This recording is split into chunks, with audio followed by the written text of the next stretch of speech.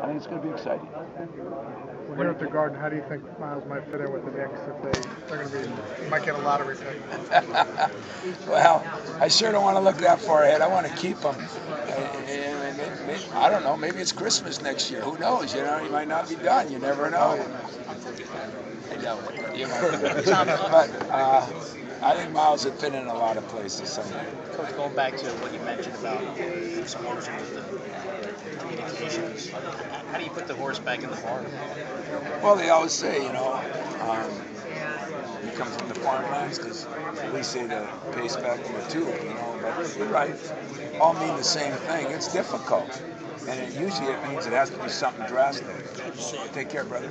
It has to be something a little more drastic, where we're going to have to take a leap of faith in trying to do what's right for the kids first, believe it or not, but the game and everything else, and that's going to be the challenge ahead of us.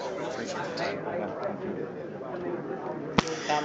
You talk so much about Miles' humility and how much that's impressed you. Is that something you saw when you were recruiting him, or is that something you see more when he passes? No, he's kind of like Draymond, I mean, did I think he would be like he is when I recruited him? I thought I had a good kid and everything, but I didn't think he was like he is. And I think part of it is that's who Miles is, and I think part of it is the influence that Tom has had on our whole team. There's just a humbleness to Tom where he appreciates everything, as you guys know, because you follow him a lot. I think it's helped Cassius. I think it's helped Josh. I think it's helped Miles. I think it's helped McQuaid. But I didn't see that in Miles, if I was to be honest about it. I didn't see to this level the team way. Most guys that are in that top 5 or 10 are worried more about where they're going and less about what they're doing here. He's worried more about what he's doing here and less about where he's going. That's pretty cool. When that FBI stuff came out, what did you guys do as a program? Like, you have some sort of review? Just kind of well, sure, everybody's going to have reviews. I mean, everybody's going to, right away, the AD talks to you, you're talking to your team, or compliance, I'm sure we'll have more meetings, everybody's got to do what they got to do. And there's nobody putting their head in the sand at our place, I'll guarantee you that. But I'm also not losing sleep over it. I'm not. With the stuff that happened with UNC, hearing them say, stuff like that, jurisdiction, that's pretty frustrating for you guys to see the sliding scale of justice. Well, as I believe in the social injustice, there is a sliding scale of justice, and but that one's bigger. The social one is bigger than the collegiate one, and so I think we got to try to work on all those things. But frustrated, I don't get frustrated anymore over those things. I know who I want to recruit. I try to recruit them. If I find out different, I move on. I did a lot of wasting my time back in the years. I'm trying not to do that as much, and I'm trying not to be obsessed with things, but I'm also trying to look at, I keep trying to hear these people tell me what's best for the kids. And I ain't drinking Kool-Aid. I don't buy it. I wouldn't raise my own kids like we're trying to do that. I just don't understand. In this type of situation, the statement of the game, right? So what do you think? Is that a compliment or is What do you think is best for the kids? Like in that type, do you think the indictments were a good thing for the kids? Indictments? No, I don't. I wish I knew exactly what was going on.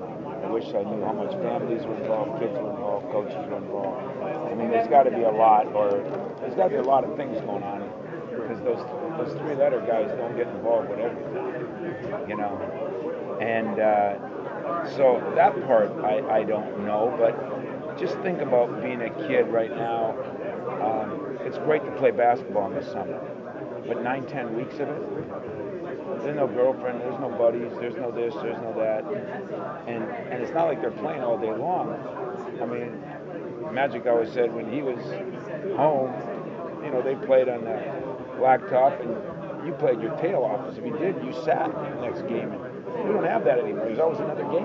Where do you learn to compete? Where do you learn to do those things? And that's the injustice I think we've done for the kids. And as far as the rules, I think so many of them feel they have to leave. You know, wanting to leave and having to leave are two different things. And you look at the NFL, and it's, I don't want to take jobs away from kids. How many LeBrons are there? A couple. And I still wonder how many kids last year, how many put their name in and didn't even get drafted? How many put their name in and got drafted and got cut? You know, what happens to those kids? You know, we're going to be fine. You know, we're going to keep playing. We're going to keep working. I mean, it's them that are in trouble, and nobody cares about it. And does it really hurt to earn your keep a little more? And you know, somebody said if you don't have the same success, Miles, first of all, they say he was a lottery pick. Well, who knows that? That's the first thing. The second thing is, so if he goes 12 this year and somebody thought he was going to go 10, are they going to write that it was a negative? You know, how much more mature is he? How much more better does he feel? How much greater is the experience he had? And if he drops some, like some guys have done, I asked him about that. He knew a couple of kids that he thought dropped. Quit working. You know, if you continue to work. And that's why some of those in the pros guys quit working and think they got their money and that's it, you know. You always hear that line, it's a contract year, he'll play better. You never heard that with Magic, Michael, or Larry. You never heard that with LeBron and Kobe, and you know, you don't hear that with the great ones. So I just think there's so much pressure on these kids to come to college. And it's like they're thinking their freshman year, if I miss a shot, somebody's marking it down. You know, I don't know what's best. Coming right out, if you go to school, stay 2 years. You know, more like football. I don't know which one's best. I don't think the one we got is best. What about strictly? What about guys who do not get drafted? Are you allowed to come back? I know issues with coaches with that too, because you have a new team. Well, the problem is then what happens? How many people have gotten a hold of them? I talk about making the circle smaller. We're just making it bigger. And is it really wrong? You know, his thing to me was, you know, I want to get more prepared. So when I go there, maybe I don't have to be in the D League like everybody's going to now. And it's like, what's so bad about that? I mean, he's getting one more year to his degree.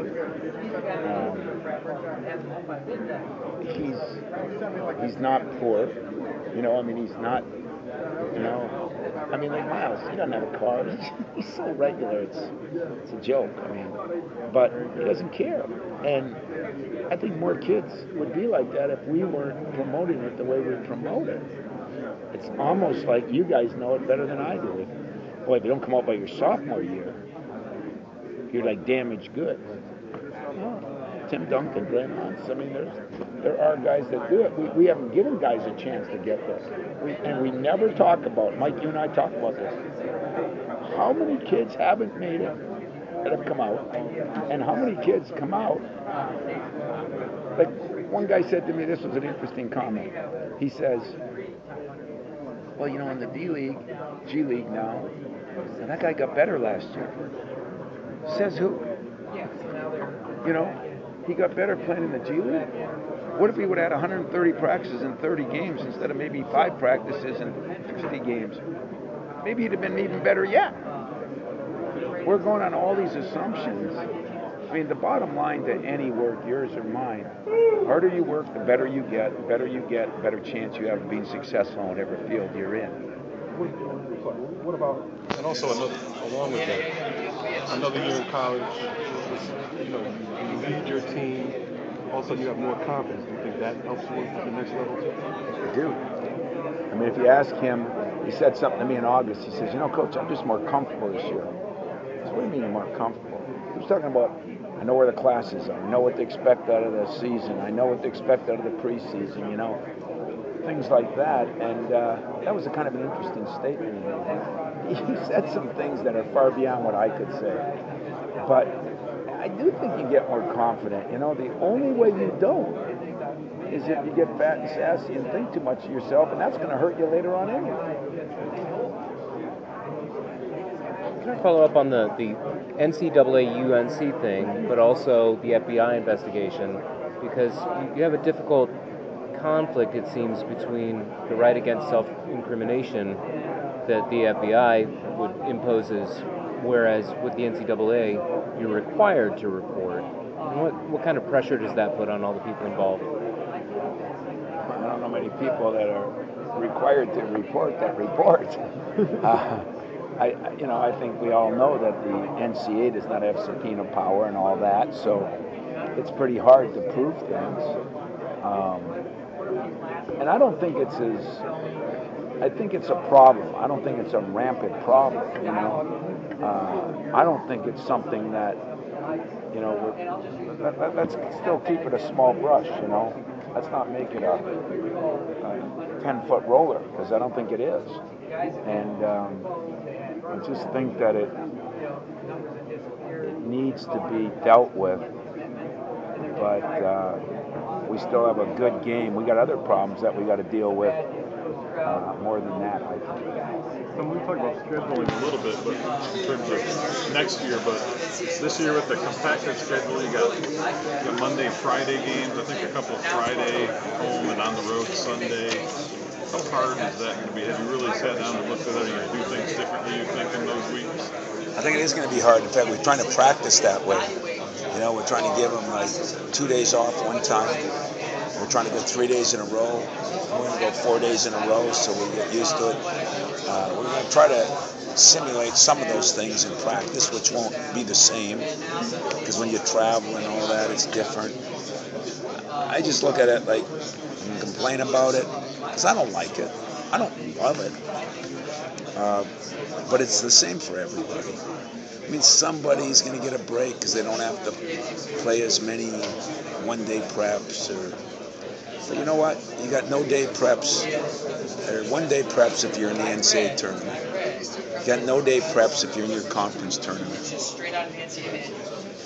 Adjust to it, deal with it, play it, see what you can do. I'm not going to worry about it. Tom, you're sitting here saying you don't have the answers. Are you concerned, though, that the people who are on this committee, there's only 2 people who've even been actively involved inside college basketball in the last 5 years? Yeah, I'm a little surprised. A little surprised. But I think, unfortunately, sometimes that's where some of the problems are, is that we, you know, even the people that are making the decision, like time management and those, who are they? They're cabinets of people that we don't know who they are. I don't think there are many coaches or many ADs that understand that stuff, that would feel that way. So I haven't seen everybody that's on it, but I'm a little concerned. Yeah, I'm hoping that it's a committee that helps. I'm hoping those people on that committee really reach out.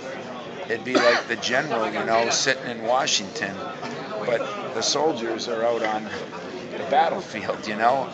Are you getting to the battlefield, you know? The battlefield is where we are. And so I think they got to reach out and make sure that everybody's got their own opinion. I've been on the board for a lot of years. You get so many different opinions, it's hard, Mike.